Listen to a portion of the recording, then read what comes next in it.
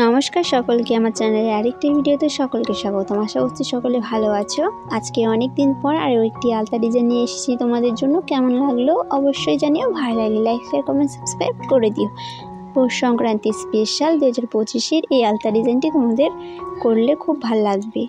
সিম্পলের মধ্যে করেছি, খুব হাতে অল্প সময়ে এই ডিজাইনটি করতে পারো।